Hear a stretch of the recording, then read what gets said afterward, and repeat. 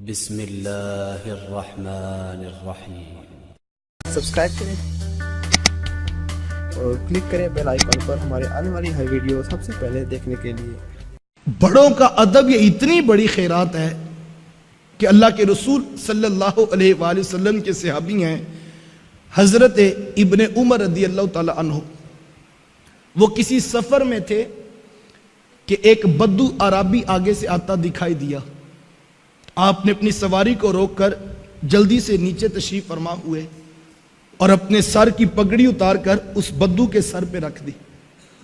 ادب کے ساتھ اس کی باتیں سنی اور جب وہ بدو جانے لگا تو اپنے اونٹ کی نکیل بھی اس کو پکڑا دی اور سواری بھی اس کو پیش کر دی۔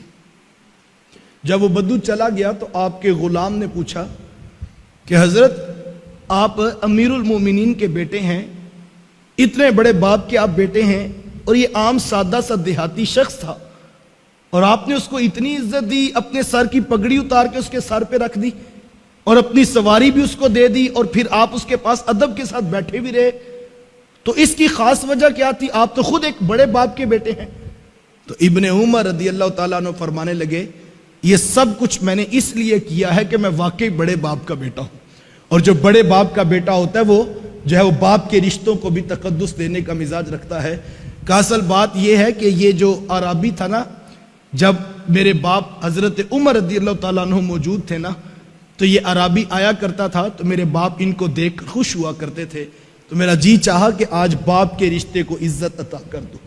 تو یہ آداب تھے جو معاشرے کے اندر موجود تھے، بڑوں کا ادب، بڑوں کو عزت دینا، اور یہ بہت بڑی سعادت مندی گنی جاتی۔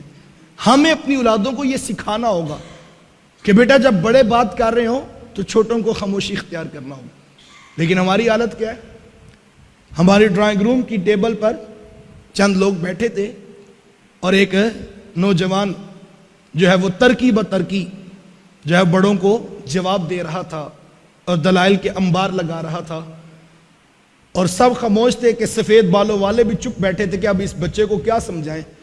تو ہم نے مسکرا کے کہا کہ جناب اصل میں بات یہ ہے کہ ہمارا بیٹا نا وہ اسلام آباد کی یونیورسٹی میں پڑھتا ہے اور اس کا کانفیڈنس لیول بہت بڑا ہے، یہ نہیں کسی کی بات برداشت کرتا، یہ اگلے کے منہ پہ سچی بات سنا دیتا ہے۔ ہم اس کو کانفیڈنس کہہ رہے ہوتے ہیں اور ہم اس کو جو ہے جدید تعلیم کا رنگ کہہ رہے ہوتے ہیں، ہمارا بچہ بڑا پڑھا لکھا ہے۔ یہ کیا خاک پڑا ہے جناب جس کو بڑوں سے بات کرنے کا طریقہ بھی نہیں آتا؟ اللہ اکبر، ہمیں اس بات پر سوچنا ہوگا صحابہ کا انداز کیا تھا۔ آؤ میں تمہیں ایک ادب کی اور داستان سنا دیتا ہوں۔ صحابی کا نام ہے حضرت عبداللہ بن عمر رضی اللہ تعالیٰ عنہ۔ وہ فرماتے مجلس رسول لگی تھی اور اللہ کے رسول صلی اللہ علیہ وآلہ وسلم تشریف فرما تھے۔ صحابہ بیٹھے تھے کہ حضور نے ایک سوال صحابہ سے پوچھا اور حضور فرمایا کہ صحابہ یہ بتاؤ کہ وہ کون سا درخت ہے جس کی مثال مومن کی سی ہے؟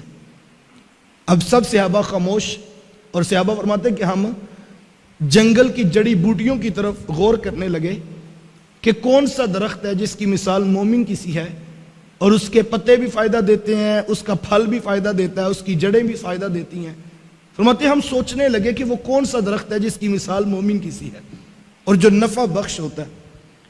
فرماتے تھوڑی دیر جب گزری اور کسی کو جواب نہ آیا تو حضور علیہ السلام نے وقفہ سکوت توڑتے ہوئے خود ارشاد فرمایا کہ صحابہ وہ تو کھجور کا درخت ہے۔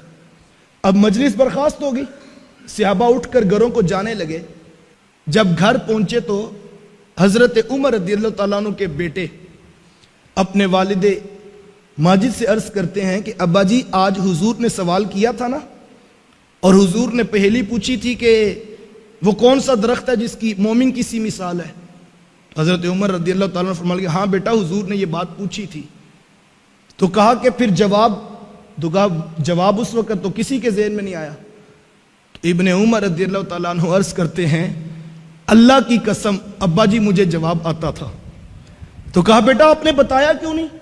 اگر آپ بتاتے تو مجھے بھی خوشی ہوتی کہ عمر کے بیٹے کو جواب آتا تھا۔ تو ابن عمر نے کتنا خوبصورت جواب دیا، کہا ابا جی میں نے صرف اس لیے جواب نہیں دیا کہ جب ابو بکر و عمر جیسی شخصیات چپ بیٹھی ہیں تو پھر میں جواب کیوں دوں؟ یہ تھا وہ ادب جو صحابہ کے بچوں کو بھی آتا تھا اللہ اکبر. کسی بات پر اگر بڑے خاموشی اختیار کر لیں تو چھوٹوں کو بھی پھر خاموشی اختیار کرنی ہوگی. یہ آداب تھے جو کل تک معاشرے میں موجود تھے، لیکن آج معاشرہ حیا باختہ ہو گیا. آنکھوں میں حیا نہ رہا، لباس میں حیا نہ رہا، اخلاق میں حیا نہ رہا، اور ہم جو ہے وہ تیزی کے ساتھ جو ہے وہ زوال پذیر ہو رہے ہیں. خدا را اپنی اولادوں کو آداب سکھائیے. یہ سب سے بڑی دولت ہے جو ہم بچوں کو سکھا سکتے ہیں، اور یہ ذمہ داری کوئی اسکول نہیں لے گا.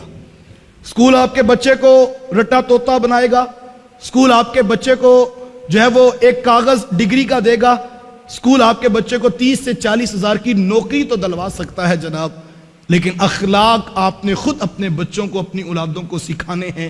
اور اس کا بہترین طریقہ کیا ہے؟ کس طرح اولادوں کو یہ اخلاق سکھائے جا سکتے ہیں؟ جب آپ اپنے گھروں میں وقت دیں گے، اپنی اولادوں کے ساتھ وقت گزاریں گے، تو آپ کی اولادوں کو خود بخود اخلاق سیکھنے کا موقع نصیب ہوگا.